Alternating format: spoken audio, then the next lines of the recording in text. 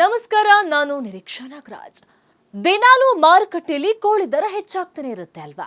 ಈಗ 1 ಕೆಜಿ ಕೋಳಿಗೆ 180 ರೂಪಾಯಿ ಇದೆ. ಇದರ ನಡುವೆ ಒಂದು ಚಿಕನ್ ಶಾಪ್ ಮಾಲೀಕ 1 ರೂಪಾಯಿಗೆ ಅರ್ಧ ಕೆಜಿ ಕೋಳಿ ಕೊಡ್ತೀನಿ ಅಂತೇಳಿ ಬಂಪರ್ ಆಫರ್ ನೀಡಿದ್ದಾನೆ. ಹೌದು, ಆಂಧ್ರ ಪ್ರದೇಶದ ವಿಜಯನಗರಂ ಜಿಲ್ಲೆಯ ರಾಜಂಪಟ್ಟಣದ ಎಂಆರ್ ಚಿಕನ್ ಸೆಂಟರ್ ಮಾಲೀಕ ನವೀನ್ ಅವರ ಈ ಕಲ್ಪನೆ ಇದೀಗ ಸೋಷಿಯಲ್ ಮೀಡಿಯಾದಲ್ಲಿ ಭಾರಿ ಚರ್ಚೆಯಾಗ್ತಿದೆ. ಚಿಕನ್ ಶಾಪ್ ಅಲ್ಲಿ ಆ ದಿನದ ದರಕ್ಕೆ ಅನುಗುಣವಾಗಿ ಕೋಳಿಯನ್ನು ಕೊಡ್ತಾರೆ. ಆದ್ರೆ ನವೀನ್ ಅವರ ಚಿಕನ್ ಶಾಪ್ ಅಲ್ಲಿ 1 ರೂಪಾಯಿ ಕೊಟ್ರೆ ಅರ್ಧ ಕೆಜಿ ಕೋಳಿ ಉಚಿತವಾಗಿ ಸಿಗುತ್ತೆ. 1 ರೂಪಾಯಿ ನೋಟು ಕೊಟ್ರೆ ಅರ್ಧ ಕಿಲೋ ಕೋಳಿ ನೀಡಲಾಗುತ್ತೆ ಎಂಬ ಆಫರ್ ಆಂಧ್ರದ ಇತರ ಜಿಲ್ಲೆಗಳಲ್ಲೂ ಚರ್ಚೆಯಾಗಿದೆ. ಇದೀಗ ಇದಕ್ಕಾಗಿ ಈ ಚಿಕನ್ ಶಾಪ್ ಮುಂದೆ ಜನರು ಕ್ಯೂ ನಿಂತಿದ್ದಾರೆ.